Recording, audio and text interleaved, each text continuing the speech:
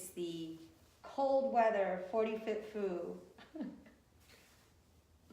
So us here in Florida, it's like, oh my God, it was like 60? 60 degrees today and a little bit chilly.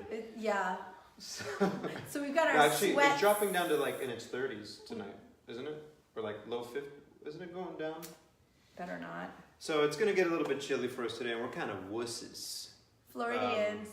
And so we are going to talk a little bit about proper warming up as it gets a little bit colder, and how to stay warm during these winter months. Yes, so don't hibernate. Cold weather warm up. Yes, so if you go to a morning kung fu class or night kung fu class, and you get, you kind of have that whole like, oh, it's kind of cold outside, I don't want to go to class. Those of you at the temple know there is no AC during the summer, but that also means there's no heat during the winter. Right. So as we age, it is important to really get the muscles warmed up, and I've noticed personally that means I might need to get to class a little earlier, and that means I need to take a little extra care in my warm-up to get the blood flowing. And since Oscar's been shaking his tail at Epcot, I actually got to teach his fit class for him today, so I had his Control Your Health students. Right. And one of the things I remember I was talking about was like breathing. I'm like, guys, actually, that's a big part. If you're breathing right, I always feel like it warms me up properly. Like it's a big step. So, yeah, I agree. I think deep breaths, not only do they have these physiological benefits of getting you focused and prepared, and maybe well, the cool thing with breathing is you can do deep, slow breathing to bring your sympathetic system down, to kind of like calm you down, and you can do almost like quick hyperventilate type of breathing to kind of hype you up. Not that you want to hyperventilate, but right. So the cool thing with breathing is that it can really affect your nervous system very quickly, and so then your nervous system can then affect the way your body feels. And I think in addition, by doing some breathing in addition with your movement, you're going to get some blood flow going. There's some sort of oxygen thing and all that stuff's going on, right? Yeah, so yeah, there's a lot with that as well. But the key is really, if it gets a little bit colder, you just need like a little bit more 60 time. or below. Right, if you're in Florida. Actually, our pals in Boston that's texted you, I think it said, it's getting cold. It's cold. And they mean like Boston cold. Like right. that, if they're saying it's cold, right. I don't even know what that means. Sometimes there's like that negative sign. Yeah. We don't know what that is here. But let's talk about the breathing then. Yeah, so as far as the breathing goes, initially throughout the day, the mistake that I see a lot of people coming in, Kung Fu students, anyone who's not used to it, is taking shallow breaths, which what I mean by that is, so on average, I think it depends on how people count it, right? Like if you count in the inhale and the exhalation, it's like 2 breaths or 1 breath, but anywhere from 10 to 20,000 breaths a day, which means you could potentially also have 10 to 20,000 shoulder shrugs. So that can lead us down the whole like neck and shoulder pain and tension and all that. So the first thing you want to do when you're thinking about breathing with some intention is to bring the breath down a little bit lower than where you're used to. And there's a couple of concepts here. So one is the Kung Fu way, which the Kung Fu, it talks a lot about Dan Tian in your center, and so that when you breathe in, you feel that your belly expands, and then when you exhale, your belly comes back in, right? The important thing is that you're breathing in through the nose and out through the mouth. There's a lot of things happening with the nasal passages and the way that oxygen is purified and cleansed through the nose as opposed to through the mouth. So there's actually a lot of science behind that. In the fitness side, a lot of people are talking a lot more about breath because they're doing so many more studies on it. And so they try to talk about not necessarily you thinking of breathing into your belly, mainly because your lungs aren't in your belly. But the concepts are still the same. Basically, when you inhale and you take a breath deep into your lungs, your diaphragm will start expanding. So it kind of moves that way. And so what you're feeling as your belly expanding is really air being pushed through the diaphragm. And so, not to make it an anatomy lesson, but that's where some people might say, well, no, you can't belly breathe or whatever. Right. But really, I think that what you want to try to Get focus a on. visual belly meaning here versus Yeah. up here, like when Exactly. you get a shallow breath. So one of the things that we do in Kung Fu and Tai Chi is we have people place their hands on their chest or their belly, and when they take a deep breath, notice where you feel the breath first. So if you're doing what we call the more shallow and higher type of breathing, you're going to feel your upper arm, your top hand move first. And if you're taking the more correct type of breathing, you're going to feel the breath of your lower hand move first. But a real big concept that I want to think about, why I don't always just say, okay, do belly breathing, is I like people to think of a 360-degree breath. So that might mean, yes, maybe your belly will expand, but also want your ribs to expand out your side. I want your breath to come out through the back as well, and really try to fill up your whole body with as much air. And then super important is trying to get as much air out as you can as well. It's definitely not going to be efficient if you take a big breath and then breathe this way, because that is also going to affect you negatively. So I like big breaths in, but in addition, even longer breaths out. And then not just for the warm-up part, but also for the way that it kind of sets up your system, your skeletal system, to then prepare it for exercise or Kung Fu or whatever your movement is going to be. Yeah, so interestingly enough, those of you who do Wah Lum Kung Fu especially, you know the first exercise we do is the Bai Fit Sao, and you know, it's kind of set up for us there where, okay, we're doing our breathing exercise, and we always tell you to keep the tongue in the roof of the mouth, you know, so that you don't dry out, but also that slow inhale, slow exhale, either even or twice as long with the exhale. I actually agree with that. But since it is cold at the school, like, you know, so you could kind of do this on the side. Yeah, how many breaths would you say to do to kind of do it? We're talking pre-warm up for the cold weather, right? Yeah. Like we're in the temple, it's like 60. Or say you're in Boston and you're going through the snow and you got to go inside and take off all your snow gear, and then you want to, you know, kind of defrost. Like, what would you say is like maybe a little mini routine before class starts that will really help us? Because, you know, as we do age, everything just feels stiffer. Yeah. I think, you know, a real easy number to remember is do things in like sets of 5, 4 or 5. I was going to say 4, but then, you know. Oh, no, I can't do 4. I know. Say like, bad luck. 4 makes it easy to remember, but unfortunately 4 is not lucky in Chinese. That's why I thought of 5. But if you just think of taking 5 deep breaths, and if you think of the number 5, there's 2 ways you can do it. You can say, you know what, I'm going to take 5 breaths where I inhale for 5 seconds and exhale for 5 seconds, or I'm going to take 5 breaths where I inhale for 5 seconds and exhale for 10 seconds, trying to double the breath. And the benefit to that before starting the class is it kind of just sets your mind in the right position. But if you are a Kung Fu student and your first exercise is Bai Fit Sao, which is opening up into basically a wide squat, what we call a horse stance, and you're 40 plus, and it's a little bit colder, then you're going to need to kind of warm up certain joints to get yourself into that position. And so I would take a little bit of time working your ankles, doing some warm-ups for your knees, and then some stuff for your hips, and then stretching the muscles in the front and the back of the legs specifically. So you want to stretch your hip flexors that get a little bit tight from sitting down, and your hamstrings a little bit. And so if you do that type of pre-warm-up, then you'll be better prepared to go into your basics of your Kung Fu class. Right.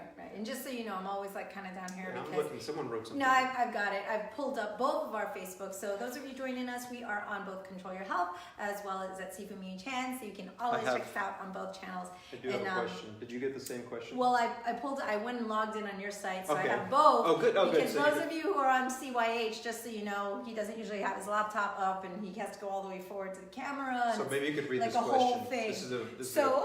He's now posting it on mine as well because I see it's a very important question from Hip Dang out in Portland. He says he has a very close friend who has abnormally small slits for nostrils and has nostril envy. I don't know if you have nostril envy, but any advice for him to compensate for his anatomical flaws?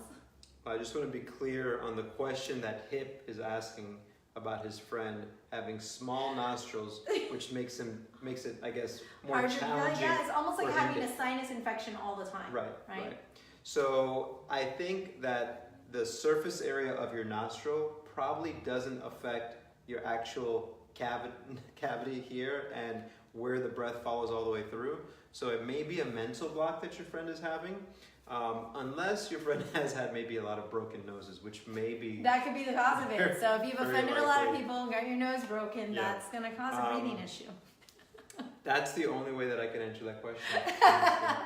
But in addition, I think also a little bit of I know it's like beating the dead horse or whatever animal it is that you want to beat, but joint warm-ups, guys. Like, so if it's cold out, that's a really great way to warm up as well. See, so my first thought when you said, well, what do you do when you warm up when it's colder? I was going to say, hey, I was going to go back to the same exact thing that I said. That we've done. This is episode, what are we on, 15, 16? 50? 16. Oh, I wrote the wrong number. Yeah, 16. So I think every episode we've talked about joint warm-ups. I think something that we talked about and people don't remember or don't listen or forget, but is that on the extreme side, your warm-up should be starting when you wake up, and then your warm-up ends when you go to bed. That is to say that you should be constantly moving, doing some kind of movement throughout the day, and that does not mean that you're doing this rigorous or vigorous exercising throughout the entire day. Mm-hmm. What it means is that you're throughout the day finding little times where you can take, let's call them little movement snacks, and you're trying to explore different ranges of motion.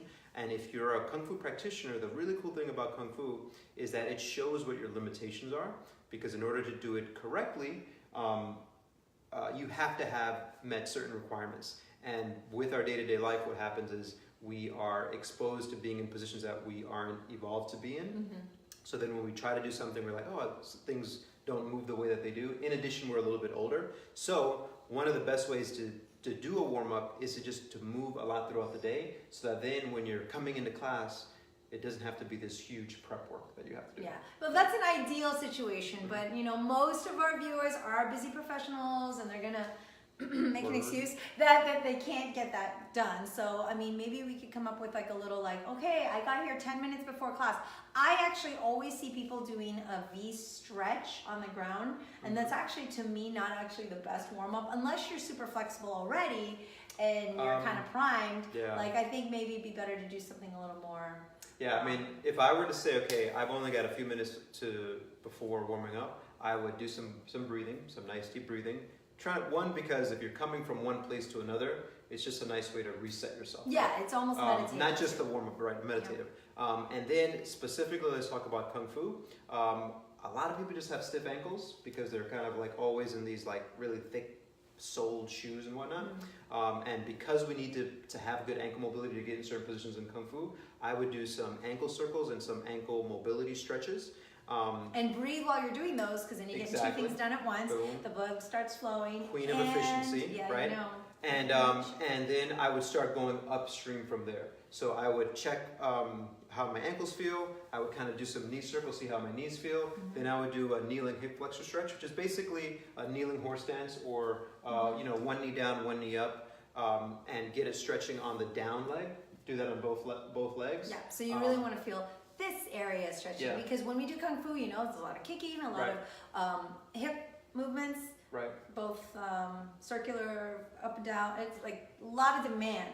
Yeah. So that's a really good point. Then the last thing I would do is, time's kind of running out and about to start, is do, in the strong first and the kettlebell world, we call it a pump stretch, but in yoga it's called downward dog, upward dog. Yeah. But it's basically getting into a push-up type of position, and then keeping your arms and legs straight and driving your hips up as high as you can, and then bringing your hips down as low as you can. And you're kind of opening up and stretching the front and back side of your body as you're doing that. So it's just an overall good way to start getting a little bit of blood flow, but also warming up the right tissues. Yeah, I mean, all of that I would do before a V stretch. Definitely. Because the V stretch is just a static. Yeah, it's a static thing. So that's why I was saying this is more, oh my gosh, I got in, I only have 7 minutes before class, and the best way to use your time is to do some of these exercises. And I think socially, if you're sitting and hanging out with your fellow classmates, that's totally different. Might as well do a V stretch while you're doing that. However, unless, like I said, you already have all 3 of your splits, it's probably not the best thing to start off with if that's your goal. So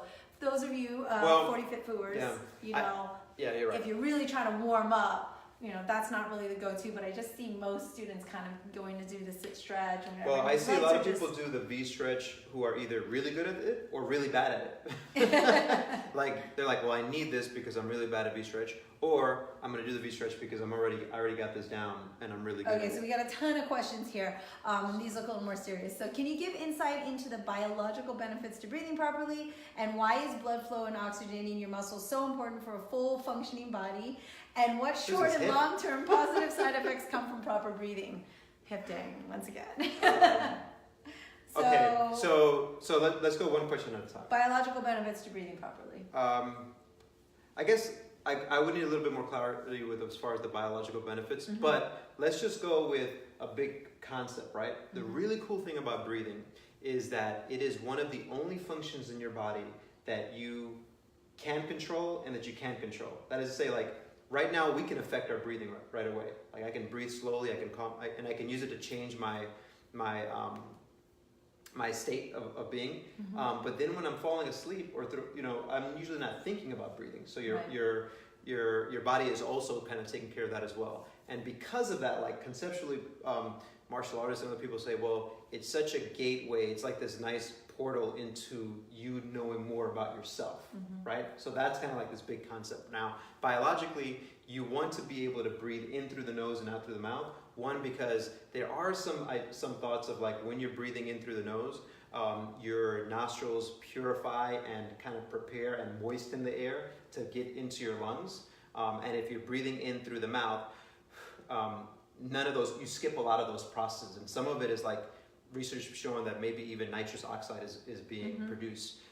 So your dentist would know about that. And so, which just leads to what does nitrous oxide do? It calms you down, right? So that's a big part of it. I don't know. I mean, I hope that answers the question as far as biological. Yeah, I mean, we can get deeper into just even it. The blood flow and oxygenating your muscles is so important because, I mean, basically, real simply, if you think about it, you could go, a couple days maybe without water, probably a little longer. Without food, you could go, seconds without air. I mean, without air, how long can you really go without air compared to the other necessities to keep our bodies functioning? Just on a very simple, not even sciencey level. Yeah, like if we don't have to get into, when oxygen gets in through the nose and then down into your lungs and at the capillary level, the little part of like it's that whole thing, because I would get it wrong anyway, like trying to explain it. But big concept-wise, that's a really good point, is how long can we go without food? How long can we go without water? How long can we go without breathing? And that kind of gives you the priorities of what you should be focusing on. Right. And something that we probably focus a lot on, man, I'm really hungry, and probably not as much as like, hey, have I taken like 5 minutes to take deep breaths today? I mean, and back to what Oscar was saying at the beginning of this podcast, if you missed the beginning of this stream, is that the shallow breathing is the shrugs throughout the day, and what did you say, 20,000 breaths? If you're doing that, that's just going to naturally, people think, oh, I've got neck aches because I'm on my computer, which is probably true, part of it. But if you're breathing incorrectly, your actual muscle structure is getting affected. Your muscles are getting affected, which then affects your mood, which then affects everything you do. So it's all like kind of a trickle down effect. So when we're talking short and long term side effects for Kung Fu, well, I mean, when I was going to go to that next question, but when we're talking about short and long term effects for Kung Fu, obviously those of you who've ever done a line drill class, if you're not breathing properly, you are winded within the first 2 drills. Yep. So if you're breathing properly and that part becomes natural and it's one less thing for you to think about, those of you who really want to go deep into the Wah Lum or internal, external elements, there's 5 and 5, 10 things going on at one time. Right. If you've practiced your breathing so that's natural, that's one less thing for you to think about and it becomes second nature to you, then you can start focusing on the skill part and the power and the spirit and the technique and all and the application, and you can start doing other things. But if you're not breathing right, you can't even actually implement the moves properly and actually execute the moves properly with proper power. I mean, it's all so connected. So. A really big part of the breathing too is that it will set you up into the proper position as well. So if you're not in, like if you've got a forward head posture and you're breathing in through your shoulders, you can do a movement and hurt yourself. Yeah. But if you focus on like, oh, let me get my head in the right alignment, let me take these deep breaths, let me use that breath to also line myself up in the right position, then you'll find that you move with a little bit more fluidity as well. Yeah. But the thing about it is that if you're the type of person like me, who for many years had really bad posture, it takes a lot of inputs throughout the day to be able to switch what you're used to then for your reality to change of being like, I'm a person who has bad posture throughout the day, to a person who's just always thinking, oh, can I get into a better position before I'm at? So, yeah. So like all the other podcasts we talk about, it's just kind of that awareness and just taking a few minutes for yourself, do the breathing. This is something you can do, like he said, bits throughout the day, right? So ideally, if you can do it throughout the day, that would be best. But if you do only have a few minutes, and it is that cold weather, I know we're teasing you guys who live further north than Florida, but if it is colder, you do have to take a little bit more care, because that is where more injuries can happen as well, because you're not properly warmed up, and your muscles get a little angry at you, especially as we get older. So I mean, if you think of yourself like us, as a human, you're just kind of this bag of tissue wrapped up, to take not Kleenex. Just like tissue, just in a ball. You want to be able to take that and make that ball a little bit more malleable, and then also warm up that tissue then to prepare it. So if you just try to take that and just like, oh, I'm going to start like doing all these dynamic movements, you can get into the injury zone. Yeah, we don't want to be in the injury zone. Okay, really quick, 2 more questions. So we were talking about earlier, before class, some of the things you can do routinely. Some of you are just tuning in. One of the questions was, what about 90-90? We did address 90-90 last week. But bad Oscar, I did not he didn't get that video done. So I'm gonna write that down so we can make sure we get that video. But 90-90 is definitely a good warm up. So there's 2 things. One, your intention doesn't mean anything if you don't do it. So I intended to film that video and I didn't do it. See, so there's a lesson there to be learned. But 90-90 is an excellent stretch to do for Kung Fu because you are, as I mentioned last time, you're kind of stretching the external rotators on one leg and the internal rotators on the other leg, and then you switch. So yes, that is great. An excellent workout to do. But if, for the purpose of like how I was saying earlier for Kung Fu, if your ankles don't move well either, then it's going to be really hard to kind of work on the other side. That is not to say that you shouldn't do your hips. Your hips are huge, super important for Kung Fu. So it's still probably best to come in, do your breathing, ankles, so work your way up. I would say if you have time, then get into 90-90 after that. To reiterate that, right, it was like breathing, ankles, get your knees moving, hip flexors, and then go 90-90. Absolutely, I love it. It's an excellent. I mean, yeah, there's nothing I can say. Yeah, when I taught his class, I do it every single class. We pretty much hit that up, because for our fitness side, it's just so important, because most people don't really address their hips as much as they should, and it does a wealth of other things. So yes, everyone's requesting that video, so it is in demand. Those of you just joining us, I do urge you to watch this, because we are about to wrap this up. We have a couple more questions coming in about inhaling and exhaling. Definitely inhale through the nose, exhale through the mouth, and Oscar went into all this cool science about why, but also a little more detail. So I would just tell you to rewind this as we wrap this up. Thank you guys for tuning in. And also rewatch it if you have any questions about that. And if you're confused, please send an email and I will make it more clear. Yes. Because right now is dinner time. And so that is the time. The oxygen is not, he needs to do more breathing. So I'm breathing, but if I haven't eaten, it doesn't matter. And so please ask questions on that. And yeah. And then one other thing. Yes, breathing in through the nose, breathing out through the mouth.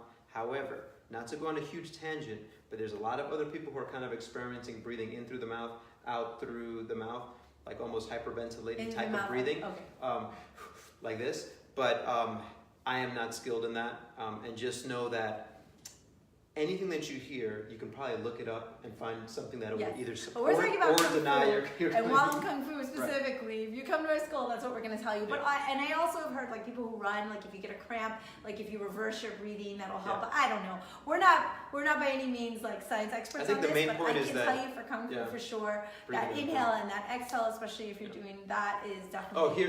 Last thing on biological breathing. Okay. So I just thought of this is is that when you inhale, and you inhale diaphragmatically, you're able to kind of almost create this, we call it breathing through the shield. Another way you can think about it is if you think of your spine, if you breathe correctly, you're like bubble wrapping your spine. Or right? making like the Batman. Boom, the Batman, yeah, right. Hard shell. Yes, the hard shell, yeah. right? And then the other thing is, so that's like a bracing type of breath, right? The other thing is when we're doing the slow type of breathing, slow inhale, and the reason I like to coach a lot of my clients to exhale twice as long is because your inner abdominal muscles turn on at the end of your exhalation. So if you right now are watching this and you just do a quick test where you inhale for 4 seconds, 3, 2, 1, and then exhale, 1, 2, 3, 4, 5, 6, keep exhaling, 9, 10. It's at the end of that exhale that your deep abdominals turn on. Yeah. And for a lot of people who are not used to it, it's a great way to be like, oh, that's how those muscles should work. And it's kind of firing. And it's firing. Which is nice. And the more that you do it and practice that type of breathing and self-awareness, then when you have to use your breath to brace and to punch and to exhale forcefully, it won't be. It'll turn on faster. It'll turn on faster. It's just like anything else. You've trained your body to do certain things. I mean, breathing. I don't think we're going to go just all into breathing today, but it's a super fascinating subject. One, because we've always known it to be fascinating, but two, on my side of the strength and conditioning side, so many people are doing more research on it and basically just. It's new. Well, they're basically backing up all of the stuff that martial artists, yogis knew, have done for but with science, hundreds of years. Yes. And so to they're me, on my side, it's justifying why we cared so much. So to me, it's like just it's reiterating things that we already knew. Yes. But I find that stuff fascinating when it's like, oh, there's actually now science behind it. Right, right. Not just because your Sifu told you so, but also always just go with what your Sifu told you. Good point. All right, guys. Any other questions? No, that's all for today. Just go ahead and we just had a comment. Taiji was really great for helping to control breathing. At first, it's really jarring because you feel like you're suffocating, but eventually you get used to it. And so, yeah, keep practicing. Just keep training. If you're not used to breathing, you may actually get dizzy because you're you're not used to getting that much oxygen. Because you're not used to getting the oxygen, and so don't be alarmed. Breathing is good. So thank you for joining us, 40 Fit Fu. Remember to follow us on all of our social media, Sifu Mimi Chan, Control Your Health, and subscribe and ask notifications so you can remember to join us again next week for all of this amazing fun and knowledge. And I promise, 99 video, it's 99 coming. Video is coming. It'll be there. We're gonna keep, it'll be here by the weekend. You. I promise. All right. Thank you guys. See you next week.